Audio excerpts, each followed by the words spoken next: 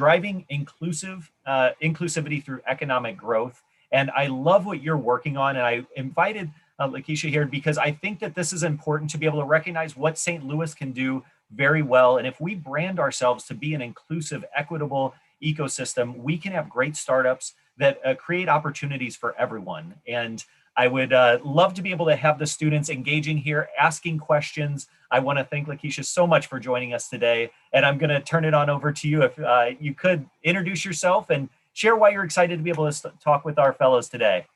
Absolutely. So thank you guys. And thank you, Mike, for inviting me to join you guys today. I love coming out of the office, even though this is virtual. I'm not doing my regular workday stuff. So I'm out of the office in my mind and connecting with people in the community that are interested in entrepreneurship and understanding why or what makes St. Louis's entrepreneurial small business ecosystem so dynamic, and why you should stay here and start a business or go out and work for one of these dynamic startups, because we need your talent and your expertise here.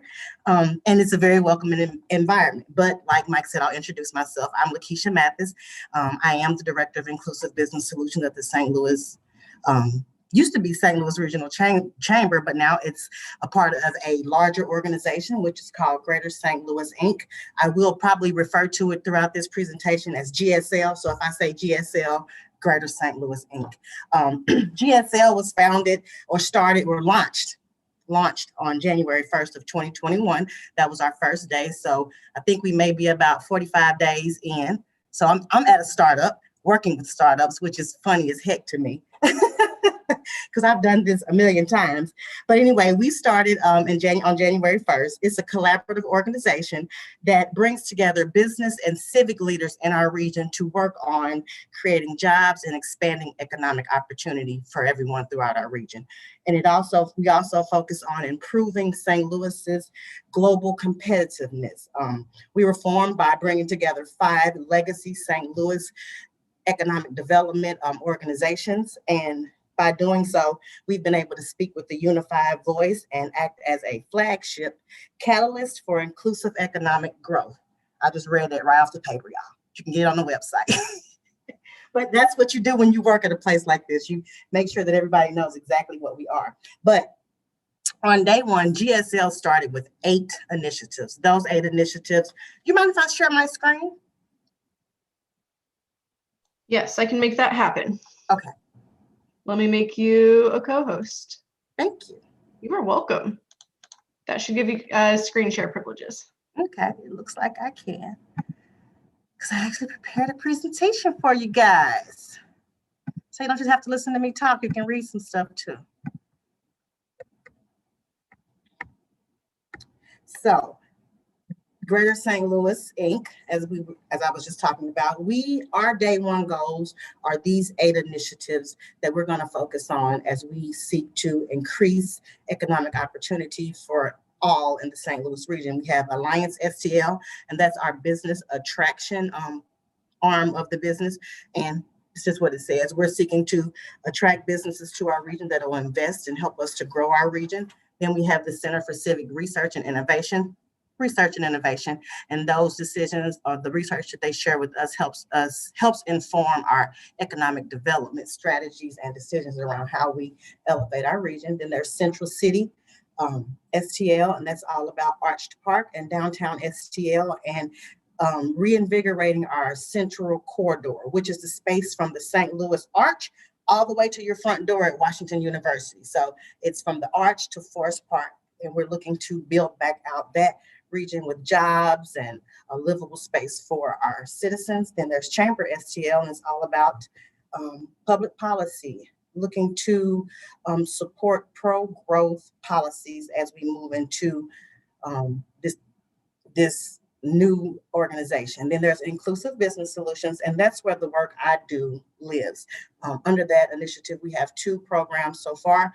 One of those programs has been around for 16 years this year, and that's the St. Louis Business Diversity Initiative.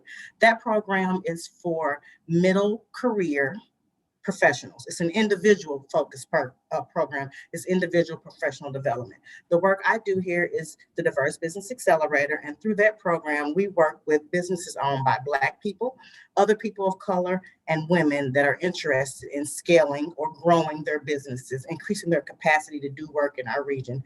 Then we have Geo Futures, which is about making the St. Louis region about advocating for the St. Louis region to become a geospatial industry hub. And with NGA right down the street from me here downtown, I think we are well on our way to doing that. STL Made is all about making sure we promote and manage a positive narrative for our region. And then there is the STL 2030 Jobs Plan, which is about increasing the number of high quality jobs in the metro area while we reduce racial inequities. And that's just all about GSL. So now we'll talk about what I really do here, because it all ties together, but my focus is on the small business growth. So we launched the Accelerator in 2019, and the Accelerator, as the screen says, is focused on growing diverse and women-owned businesses. We work with those businesses over about a 3-month period. We meet every Wednesday from 8 a.m. until 12 noon. While we work with those businesses, we are using a strategic curriculum that is facilitated by business coaches, professional consultants like lawyers, accountants, and marketing professionals, as well as mentors, because we do understand the value of mentorship at every stage of your business is immeasurable. So that's what we do with the Diverse Business Accelerator. Those are the primary components of the Diverse Business Accelerator: marketing to win, building a network, balancing competing interests as you seek to grow, and understanding how you finance and scale your business for growth. One of the most exciting things we do with the Accelerator is all throughout the program, and we work with business owners on pitching, learning to pitch their business. And that's something that we're kind of shifting a little bit. We want to keep talking about pitching, but we want to talk about it in a way that it relates to every business owner, whether you're seeking venture capital dollars or whether you're going to a bank interested in becoming lending ready, interested in taking out a loan with a bank. So we're starting to call that we're working on presentations versus pitching. So at the end of every year, we host what we call the final pitch competition. And it's every business that goes through our program has an opportunity to pitch their businesses for a chance in the past 2 years to win $10,000 of equity-free capital, which is great because when you're making plans, if you don't have funds to activate those plans, you may as well not even make the plan.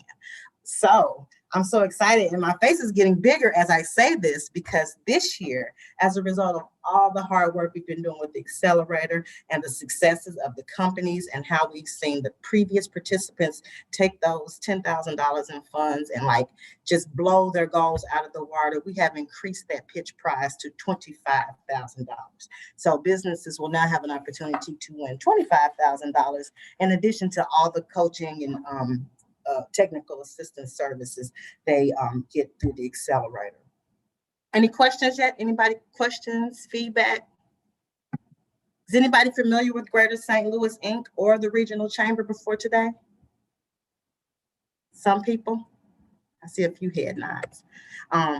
This program has consistently shown us these results on the screen. 90% of all participants report to us that they have exponentially increased their business knowledge as it relates to growing their business.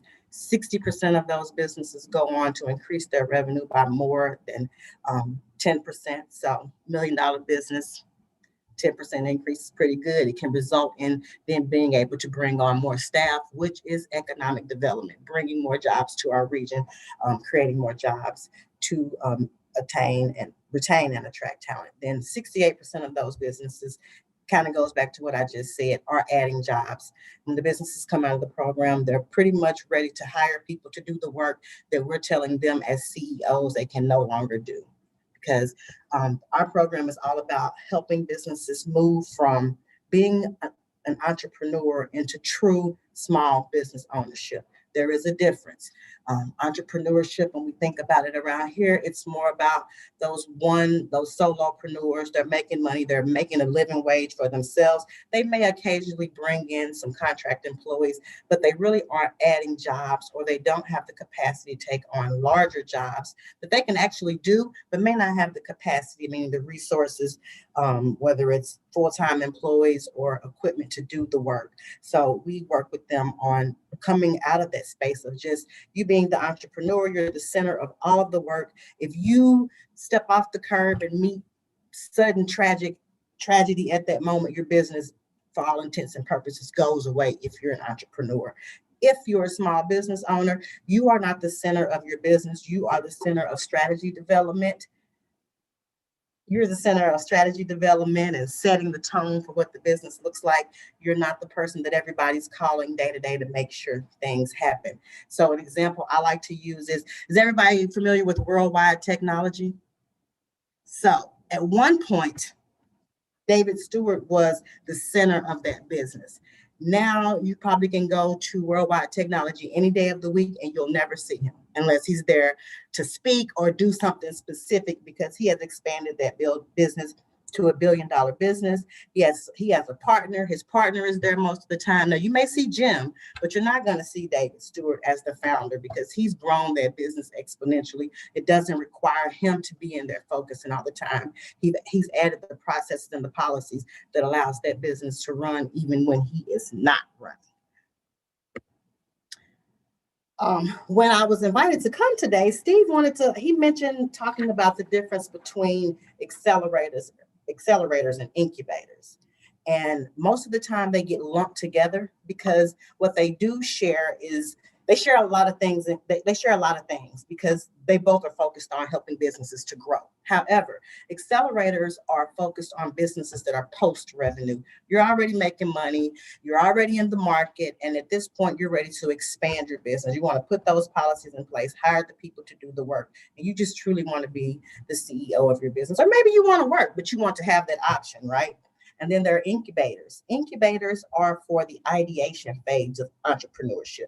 Incubators are often space-based. So incubators usually are in a huge building that allows entrepreneurs to use the resources in that building, instead of going out and purchasing all the tools and resources necessary to run a business before we've even decided if that business is a viable business in the market. So that's the difference between incubators and accelerators.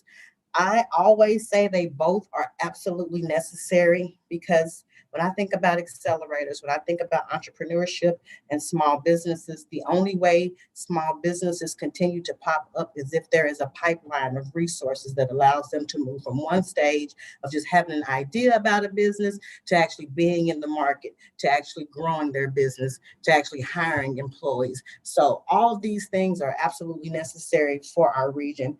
Our region actually has about a little bit over 70 accelerators and or incubators, and they range in every stage from ideation, inception, to growth and expansion. We are a growth and expansion accelerator. However, we have collaborations with accelerators and incubators and all these other stages of business development or business support, because what we do know about having a robust and dynamic entrepreneurial ecosystem is that it has to be a lot of collaboration. We have to be more focused on supporting the business owners than we are on competing with each other for businesses to go through our accelerator. For me, I always say that when you apply to our accelerator, we never say no to you. It's more about, if you're a fit for us, sure, come on, let's do the work. If you are not, we have all of these partners listed here that we can connect you with and make referrals into their programs to get you to the space that you'd like to be based on where you are today and what you've decided your growth trajectory is. So our ecosystem is it's a huge spider web. We're touching each other through board. We volunteer for each other's boards. We act as subject matter experts for each other's programs.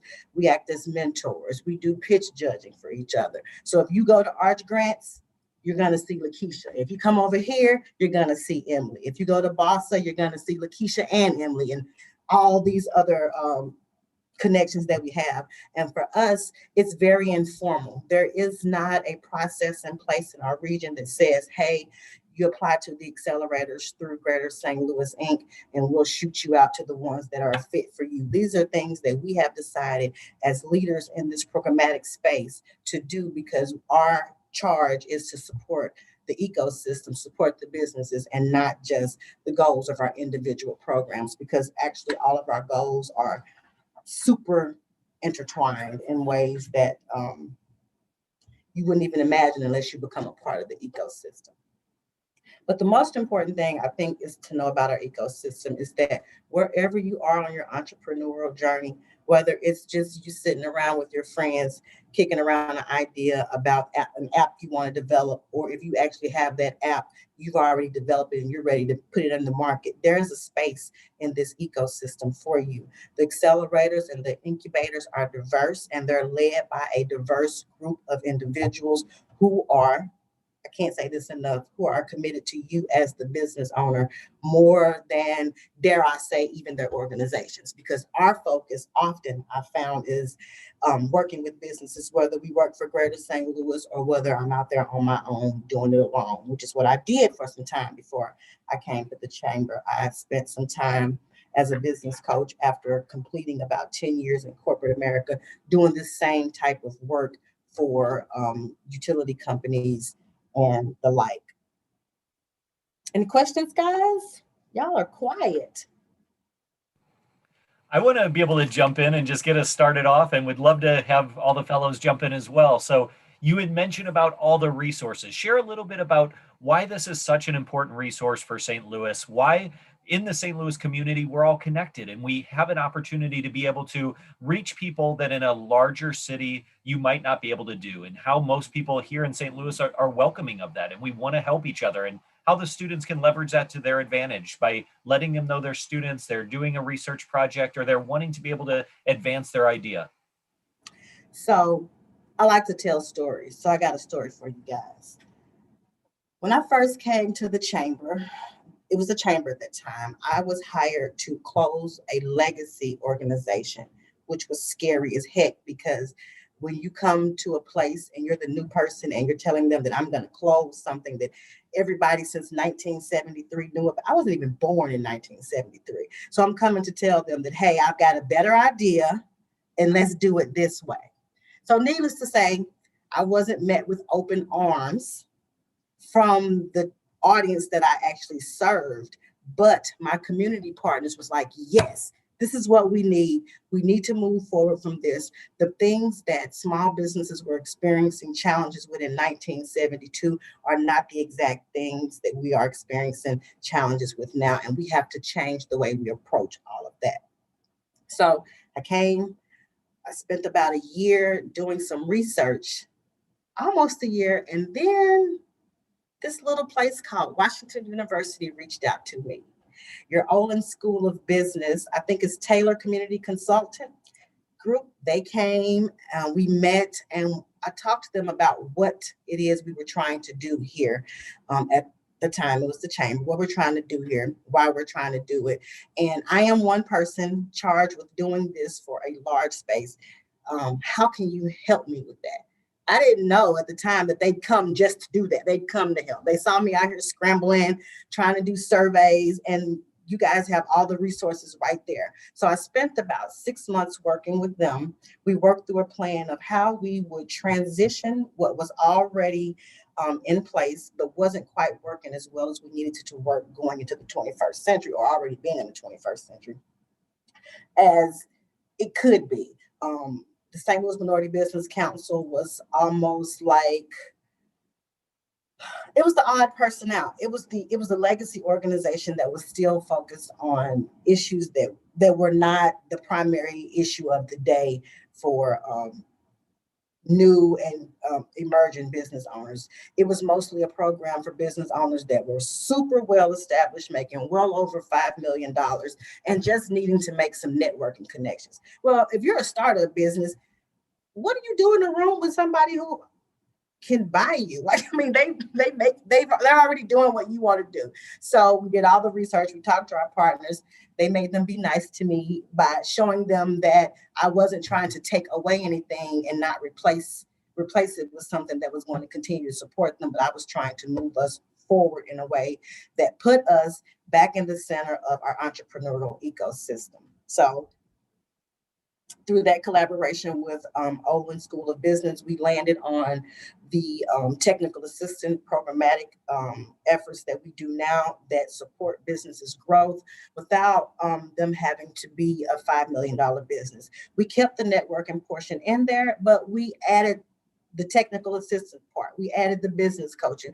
We added over 150 hours of business coaching. And business coaching is very expensive. So if you can go through a program for free or for $1,000 and get 150 hours of business coaching to help you elevate your business, I would highly recommend it, because right now the going rate for not even the best, but for a middle tier business coach is about $350 an hour. And they are going to charge you hour for hour. So for me, what makes this ecosystem so dynamic and what makes it important for you guys to understand this ecosystem is there are so many resources here. You're never going to know where your help is going to come from. The best thing you can do for yourselves in the space that you are is talk often and speak well about what you're doing and what your plans are, because there is definitely a resource to meet your needs. There are people that are excited to engage with you. There are people that want to see your business grow. There are people, whether you know it or not, that want to work for you. There are people who want to see innovation happen in our region and are ready to jump in as your marketing, as your chief of marketing, as your accountant, as your attorney, because we understand the value of small businesses in the region, and what small businesses bring to our region is jobs, and jobs attract talent. And the more jobs we have, the more talent we have here.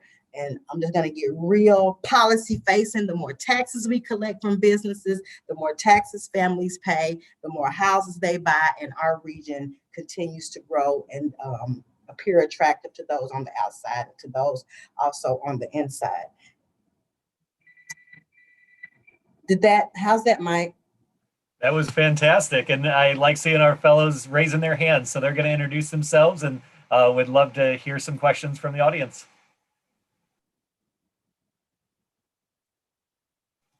And please just feel free and jump right in. I saw your hand up, Carly. Yeah, hi, I'm Carly. I'm a sophomore majoring in finance and marketing, originally from New Jersey.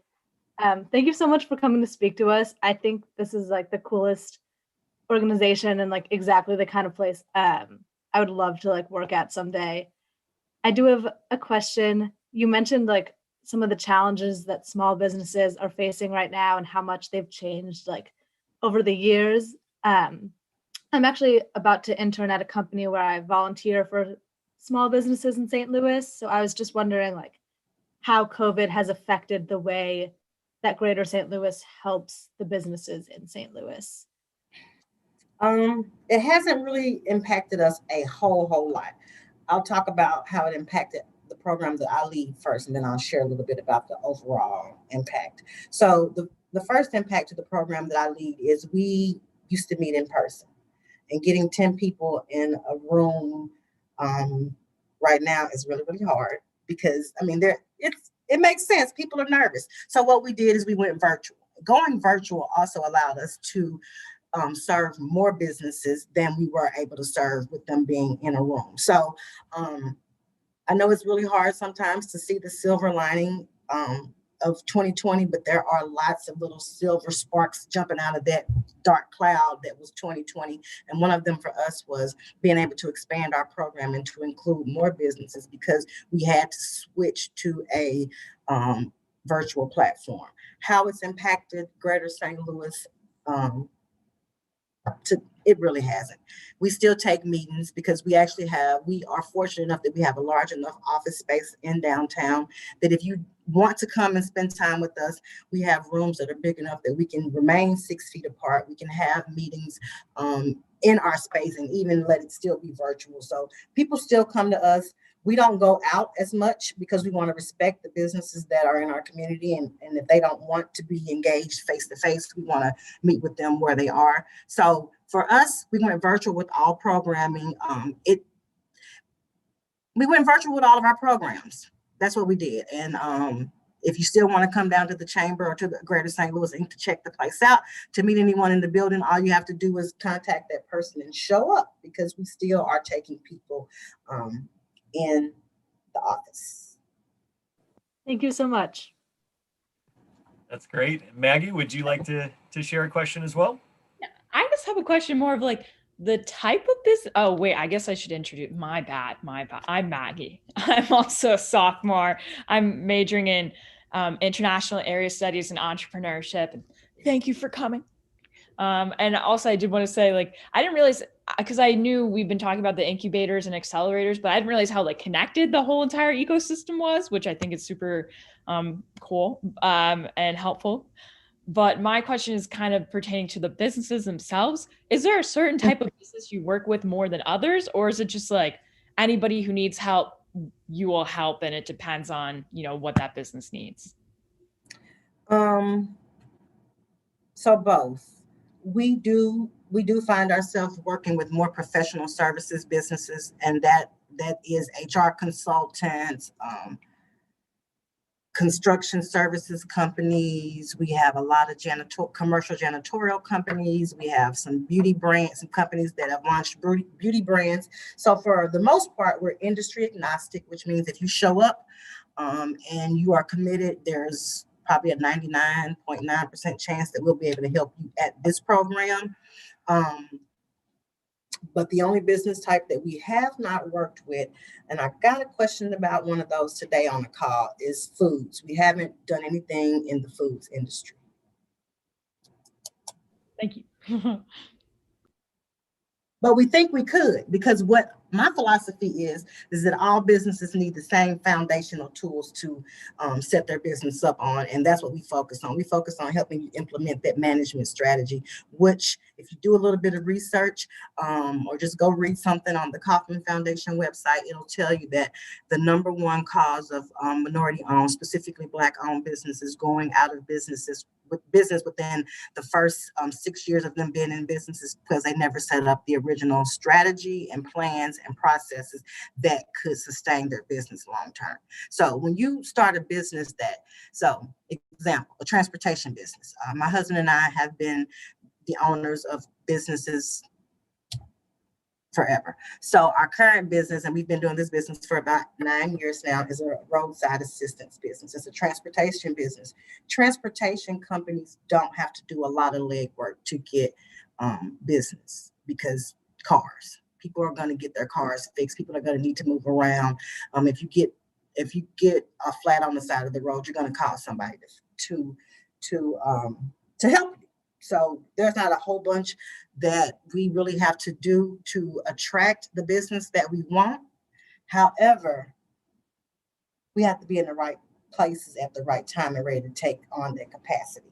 So for us, it just looks like if a business shows up and they're truly committed, and there's any kind of way we can help them stand up those processes and policies that help them to be sustainable, that's what we do. So I'm excited for a foods business to come through, because maybe we can have some lunch in the classroom. This is great. And I wanted to share that we are live streaming this, and so we might have some people that view this afterward. So I did want to mention that the applications just opened for the Diverse Business Accelerator. They close February 28th. Lakesha, would you like to share a little bit more about that? And then we'll probably have time for one more question if anybody would like to raise their hand. Sure. So our application process is relatively easy. We believe in eliminating all barriers. So you go online, you can complete the application, or you can refer somebody to complete the application. The process looks like we receive your application. We interview those applicants to make sure that as they enter the program that we've already done an assessment that lets us know how we imagine working with them, and then we discuss with them how they imagine us working with them, and then we blend those two models to come up with the best plan for those businesses going forward. Although the applications do close on the 28th of this month, they're pretty much always open. Just if you plan to go through this upcoming cohort, which starts that's the second cohort. The first cohort starts on March 10th. We pushed it back 2 weeks because we had an onslaught of applications, and we want to make sure that we give everybody a fair opportunity to go through this first cohort if they want to. So if you apply after the 28th, or someone applies after the 28th, there is no, I said earlier, we don't say no. We may say in September, or we may say, hey, We Power, Elevate, Elevar starting about 2 weeks after us. How about that program for you? Because the goal is to make sure that small businesses are having their needs met through the programmatic offerings that our region has. I love the partnerships that you mentioned. Does anyone else have maybe one more question before Lakesha leaves for today? We are so thankful for your time, and this has been really exciting to be able to share what's going on, why St. Louis is a great startup ecosystem, and what you're doing to contribute to that, and what we can do. So WashU plays an important role in this, and our fellows to be able to work with the founders. We're already looking for opportunities to work together this summer, Lakesha. So I'm really excited to build this partnership out more. And if you were to leave one lasting note with our students before we end today, what would that be? What would you like them to know as we wrap up? If you're thinking about leaving St. Louis, don't. There is so much more to come. There's so much more to come. I'm not a person who really believes in keeping a lot of secrets. So having this call with you guys right now, knowing so much more that GSL is rolling out in the next 30 to 90 days, is like eating away at me, because there are things that I know that WashU is going to be very interested in being a part of, as well as students like you guys will be able to play a part in. The other thing I would say, or this is the main thing I would say, if you want to know everything about St. Louis, be an intern at Greater St. Louis, Inc., because you get to talk to everybody. I think I saw a hand up over here.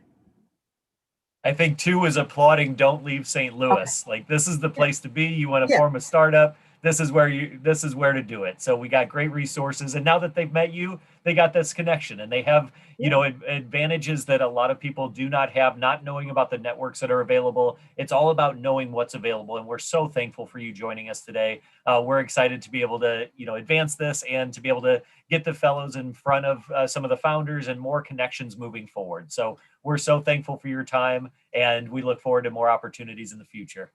Absolutely. And guys, I'm always available. If there's something that you wanted to ask today, and maybe I didn't hit on it, so you're not sure if I have that answer for you, please don't hesitate to reach out, because there are so many answers around here waiting to be found. Just get my information from Mike. I'm always available for a quick conversation, or to make an electronic connection with you if it's someplace that I know someone.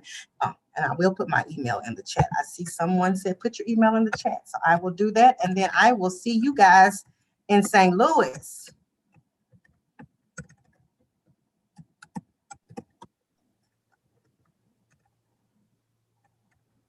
Yes, thank you so much. And you mentioned NGA and what's going on, and that's so exciting. New accelerators coming in, because everyone sees the opportunities that are here in St. Louis. So we appreciate your time with us today, and look forward to more opportunities. Absolutely.